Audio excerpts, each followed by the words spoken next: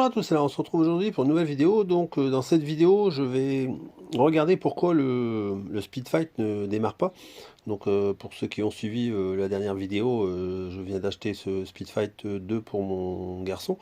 Donc là je vais démarrer pour retirer la selle et le cache qui est en dessous. Donc là j'ai commencé à retirer tous les petits écrous qui étaient présents pour pouvoir extraire le coffre avec la selle pour accéder plus facilement. Je sais qu'il y a une trappe ici, mais comme je veux déculasser, je vais regarder l'état du cylindre piston. Donc je vais retirer le coffre pour que ce soit plus accessible. J'avais pensé retirer tout le bloc motopropulseur dans un premier temps, mais non, je vais pas faire ça. Donc je vais faire la solution la plus light et donc je vais retirer le coffre et accéder au cylindre pour voir l'état du cylindre. Bon voilà, je viens de retirer le coffre ainsi que la selle, donc j'arrive directement au moteur. Donc là je vais pouvoir retirer le cache ici, le cache plastique qui couvre le bloc au moteur, on va dire. Donc là je vois qu'il y a une vis là, après il faut que je regarde où il y a d'autres vis pour retirer. Et on va retirer l'antiparasite, le pot d'échappement également. Et puis comme ça après on pourra déculasser. Bon voilà, donc là je viens de retirer le cache cylindre, on va dire. Enfin je sais plus comment ça s'appelle, mais enfin bref. Donc voilà, maintenant j'ai accès au bloc moteur. Donc là maintenant je vais retirer les vis du pot d'échappement. Et comme ça ensuite je pourrais déculasser et voir l'état du cylindre et du piston. Donc là je viens de démonter le pot, j'ai retiré les deux vis de bride et puis la vis qui est attachée sur la patte de fixation du pot. Donc le pot n'est tenu qu'avec 3 vis. Donc là maintenant que c'est démonté, je vais déculasser. Bon voilà, donc là j'ai retiré la culasse. Donc ce qu'on peut déjà remarquer, c'est qu'on dirait qu'il y avait déjà un problème d'étanchéité au niveau de la partie côté échappement, on va dire. Donc là c'est le côté échappement. Donc on voit que c'est bien huilé, enfin il y a de l'huile qui passe. Et on voit que ça dégoulinait également là. Donc il y avait des vis, ils étaient pas tellement, enfin ils étaient serrés, mais pour moi pas assez. Donc là après, autre chose aussi qui me paraît quand même un petit peu bizarre, c'est que en fait j'ai... Ah bah non, c'est pas côté échappement, je me suis trompé, c'est côté pneu, on va dire. Donc le piston me paraît rudement bien propre pour un cylindre s'il est d'origine. Alors je sais pas du tout, hein, j'ai pas eu plus d'infos sur le moteur, mais on dirait fortement que le piston avait été changé. Donc là, bah, il faut que je regarde, je retire le cylindre pour voir un petit peu qu'est-ce qu'il y a dedans et l'état de surface du piston et du cylindre. Alors, premier constat au niveau du cylindre, donc là, on peut s'apercevoir qu'il manque un bout de joint d'embase. Et au niveau du carter moteur, on peut voir que ça a été monté avec le bout de joint en moins. On voit la démarcation du manque de joint en fait. Donc, ça c'est le premier constat. Ensuite, petite surprise à l'ouverture, une belle marque de serrage dans le cylindre. Donc, il n'y a pas tellement de relief, on va dire, au niveau de la marque. Donc pour moi, il doit être récupérable. Alors en plus, on voit encore tous les stries d'usinage, enfin dans la partie basse. Vous allez me dire c'est normal puisque le piston il frotte un peu moins. Mais également dans la partie supérieure, on voit qu'il y a encore toutes les stries, j'ai cherché le nom. Il y a encore les stries dans le cylindre. Là, je n'ai pas nettoyé. Donc il est vraiment pas nettoyé, il est brut sorti du piston. Donc on voit encore les stries qui sont faites d'origine. Donc pour moi, à mon avis, un coup d'alésoir et il sera de nouveau nickel. Mais bon, voilà ce qu'on peut dire du cylindre. Ensuite, bah, le piston, lui, il a pris un peu dans la tête. Donc là, il y a de l'huile colmatée dessus et tout. Hein. J'ai pas nettoyé du tout. Donc vous pouvez voir la gueule du piston. Et au niveau des masses du vilebrequin, c'est de la rouille qui est dessus carrément. Donc puis bah il est sale, hein, à l'intérieur c'est sale. Donc là bah, je vais avoir un droit à une belle ouverture de carter moteur. Je vais regarder le vilebrequin. Enfin le vilebrequin, j'ai déjà contrôlé le jeu de bielle, il est bon. Donc après à voir si la rouille il y a qu'à cet endroit-là ou si dans on va dire au niveau du vilebrequin s'il est abîmé. Mais bon à mon avis il va peut-être pas rester dessus. À voir, j'attends le démontage complet pour statuer sur son sort. Et au niveau du piston, j'ai l'impression qu'ils ont remonté un nouveau piston et qu'en fait ils n'ont pas dû prendre la bonne cote comme c'est là. Donc là c'est beaucoup de graisse, ce que vous voyez noir c'est beaucoup de graisse. Le serrage il a eu lieu de l'autre côté. Je sais pas si je vais réussir à le faire voir comme ça. Je vais essayer d'aller prendre en vidéo de l'autre côté, s'il veut bien tenir. Je vais essayer de vous le faire voir de l'autre côté. Donc voilà un petit peu la vue arrière du piston. Donc l'endroit du serrage il est sur le côté gauche. Et bon, on voit que ça fait de la graisse colmatée, etc. Mais bon, comme je vous dis, je suis pas étonné de ce que je vois là. Alors pourquoi je vous dis que je ne suis pas étonné? Parce que en fait, la semaine dernière, lorsque j'ai voulu démonter le carbu, donc là vous voyez l'espace qu'il y a entre le carbu et la pipe. Et en fait, j'ai vu que les vis de carbu, les deux vis qui sont vissées dans le filetage du carbu, elles étaient complètement foirées en fait. Donc là, on voit qu'il y a un espace assez conséquent. Et du coup, le joint torique qui est à l'intérieur, le joint caoutchouc, il fait pas bien étanchéité. Donc ça, premier point. Également, il y avait aussi, lorsque j'ai nettoyé tout le carbu, je me suis aperçu en fait que le gicleur de ralenti était complètement dévissé. Mais quand je vous dis dévissé, il était complètement prêt à être retiré complètement. Donc forcément, la carburation elle ne pouvait que pas être bonne du tout. Donc tous ces points-là font que ben voilà, il y a eu serrage. Hein. Et à mon avis, la dernière fois qu'ils ont roulé avec, ils ont serré avec et puis voilà quoi. Et ils ont dit oh bon on va pas chercher à le réparer. Mais à mon avis, le piston, ils ont dû remettre un piston et il devait pas être au bon diamètre par rapport au cylindre qu'il y a dessus. Moi je pense fortement à ça.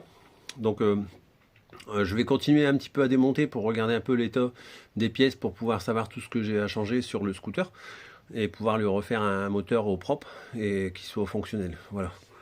Alors ouais, autre point sur le cylindre, lorsque j'ai démonté au niveau de la bride d'échappement, j'ai vu qu'il n'y avait qu'un joint en cuivre, donc je ne sais pas si c'est le montage d'origine ou s'il y a également encore un joint manquant, je ne sais pas du tout.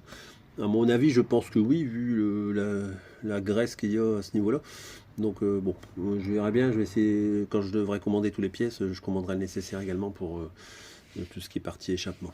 Donc là, vu que le cylindre est démonté, je vais lui passer un coup d'alézard pour voir s'il est récupérable. Donc on verra bien ce que ça donne, s'il faudra changer le cylindre ou si l'alésoir suffira à récupérer la trace de serrage dans le cylindre. Bon voilà, donc là je viens de passer un coup d'alésoir. Donc là, comme vous pouvez voir, j'ai récupéré un bel état de surface de la chemise du cylindre. Donc là, on peut encore voir une légère trace ici du serrage et également ici une toute petite. Donc c'est deux petites traces et franchement, elles font quoi en largeur? Elles doivent faire même pas un dixième de millimètre. Et lorsque je passe mon doigt, je sens même pas la cote, on va dire. Donc j'ai arrêté de passer la lésoir puisque c'est insignifiant ce qui reste en trace dans le cylindre en fait. Voilà, donc là maintenant je vais regarder qu'est-ce que je peux faire pour le piston et on regarde ça tout de suite après. Oui, petit détail, donc là sur la bride d'échappement il y a l'année de fabrication du cylindre, donc pour moi je pense que c'est le cylindre d'origine du Speedfight. Là c'est un cylindre d'année 2000 apparemment et ça a l'air de correspondre avec tous les éléments qu'il y a sur le scooter, puisque tous les éléments que j'ai pu voir, ils étaient soit de 2000 ou de 2001. Donc pour moi, c'est encore le cylindre d'origine. Alors donc pour le piston, en fait, si vous voulez, lorsque j'avais monté mon 50 Fox, que j'avais commencé à le préparer, j'avais essayé de trouver un autre piston pour mettre que celui qui était d'origine sur le cylindre de Fox, hein, sur ma 103 MVL. Et en fait, si vous voulez, j'avais acheté un piston de Speedfight type origine, donc c'est la marque Doppler, enfin type pour de l'origine apparemment et pour les cylindres d'origine de Speedfight justement. Et donc de ce fait là je me suis rappelé que j'avais acheté ce piston et il ne m'a pas servi. Pourquoi? Parce qu'en fait lorsque j'ai voulu l'essayer sur le cylindre Ersal Fox, l'ajustement entre le cylindre et le piston n'était pas du tout bon, j'avais trop de jeu. Et pourquoi? Parce qu'en fait, si vous voulez, quand j'ai acheté le piston sur le site, il n'y avait aucune indication de la cote du piston. Donc c'était au petit bonheur la chance pour tomber sur la bonne cote. Donc là, ce qui fait que je me suis retrouvé avec un piston de Speedfight dans les mains. Heureux hasard, j'ai acheté un Speedfight, donc dans un sens, ça tombe bien puisque là, je viens de regarder et le jeu entre le cylindre et le piston, une fois le cylindre alésé, enfin, on va dire fait avec la lésoir, ça correspond, on va dire, plutôt bien, sachant que, pour rappel, c'est un cylindre fonte et un piston alu, donc il faut un jeu un petit peu plus important que sur de l'alu. Donc là, pas me tromper avec la lumière. Donc là, j'ai mis sur une bande caoutchoutée et là, en fait, je le tiens pas en même temps, donc il descend un peu vite, c'est sûr, mais je vais essayer de vous le faire quand même. Oui, donc voilà. Donc là, il descend un peu vite, mais pas oublier, encore une fois, c'est de la fonte et de l'alu. Donc là, j'avais mesuré au palmer et avec la jauge d'alésage. Donc j'ai un jeu de 9 centièmes de millimètre, donc ce qui est correct pour un cylindre fonte, on va dire du diamètre 40. Donc là, je vais monter ce piston donc avec le cylindre d'origine. Dedans, j'ai les circlips et puis la bague qui va bien et les segments. Donc pour le cylindre, je suis équipé. Je vais juste changer une cage. Je remettrai une nouvelle cage à aiguille, bien entendu. De toute façon, à chaque fois, lorsque je démonte au moteur, je change la cage à aiguille, enfin tout ce qui est, on va dire, accessoire, entre guillemets. Après, les joints, pareil, je vais tout racheter. Donc là, maintenant, je vais regarder un petit peu ce que je peux encore avancer sur le scooter. Alors là, je vais démonter le carter de kick, comme ça je vais regarder un petit peu ce qu'il y a à faire à l'intérieur, si l'état du variateur est encore bon, les galets, etc. Et comme ça aussi, je regarderai aussi si la courroie est encore en bon état. Alors, je viens de démonter le carter de kick et il n'y avait que 5 vis sur les 8 normalement présentes sur l'origine. Donc bon, moi, j'avais fait voir un peu, mais voilà, hein, il y a eu du sabotage de fait. Bon, je pense garder quand même le carter, puisque il tient encore bien, donc il n'a pas été, enfin il a été esquinté, mais je vais essayer de voir pour refaire ça proprement au moment où je le referai complètement. Et bon, bah, ça on verra plus tard. Pour l'instant, j'ai vérifié. Alors, ouais, j'ai regardé dedans, donc c'est bien crade. Alors, donc là, ben voilà, hein, je pense que tout est d'origine là-dedans. Il n'y a pas eu, donc il y aura le droit à un bon nettoyage. Alors, pour moi, je pense, comme je n'y connais pas grand-chose, pour moi, je pense qu'il y a un joint à ce carter de kick, mais j'ai déjà regardé sur internet et pas moyen d'en trouver un à chaque fois, à moins qu'il ne faut pas chercher joint pour carter de kick de Speed Fight, mais je ne trouve rien nulle part. Donc s'il y a quelqu'un qui a le filon, on va dire, pour trouver le joint, ou qui sait quel autre modèle est adaptable dessus, parce que je sais qu'il y a plus, on m'avait expliqué il y avait Nico qui m'a expliqué qu'il y avait plusieurs moteurs notamment qui étaient similaires et que c'était les mêmes blocs au niveau de la transmission et tout. Et donc si jamais vous avez le filon pour me dire qu'est-ce qu'il faut taper sur internet ou sur quel site le trouver, ou même le lien, n'hésitez pas. Parce que là pour l'instant tous les autres pièces j'ai réussi à trouver ce que je voulais. J'ai encore rien commandé, mais voilà un petit peu le joint qui me reste à chercher, on va dire, pour pouvoir trouver l'ensemble des pièces. Donc là au niveau courroie, je vais changer la courroie de toute façon. Je préfère en mettre une nouvelle, je sais pas quel âge qu'elle a, donc je préfère en mettre une nouvelle. Donc il y aura un bon coup de nettoyage à faire, etc. Bien entendu.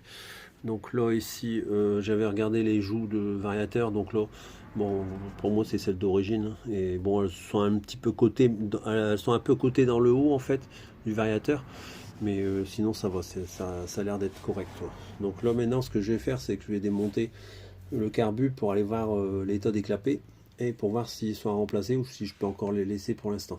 Donc là voilà, je viens de démonter le carbu, donc voilà un petit peu la tête des lamelles au niveau des clapets, donc il baille d'au moins 1 mm, on le voit bien ici, j'essaie de vous le faire voir correctement.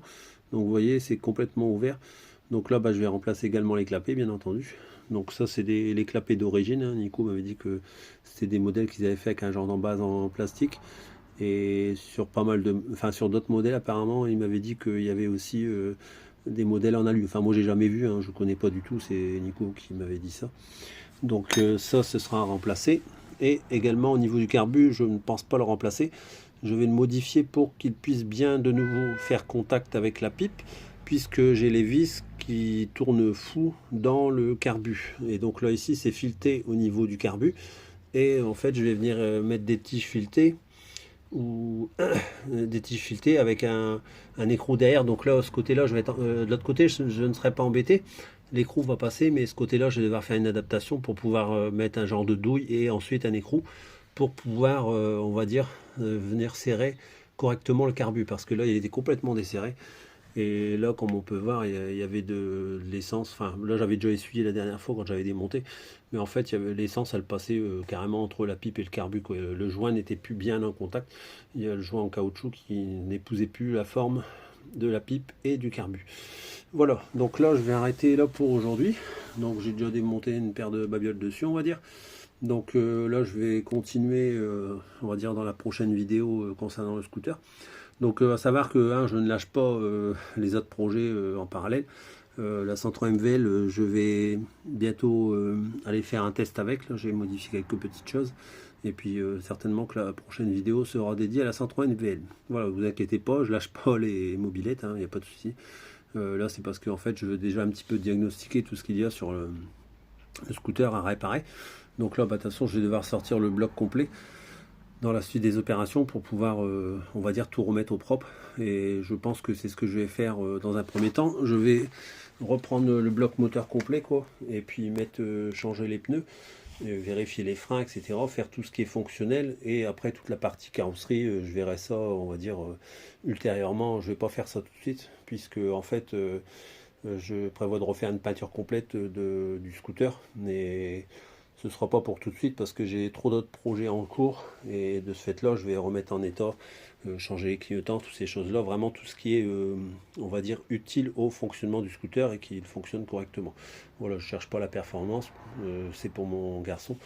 Donc là voilà un peu ce qu'il en est au niveau du scooter à l'instant T. Donc là, je vais tout vérifier. J'ai encore le câblage électrique aussi à vérifier, tout ça. Donc, il y a encore pas mal de boulot avant qu'il redémarre et qu'il soit, on va dire, fonctionnel d'origine. Voilà, donc ce sera tout pour aujourd'hui. Je vous souhaite à tous une bonne soirée. À bientôt pour une nouvelle vidéo.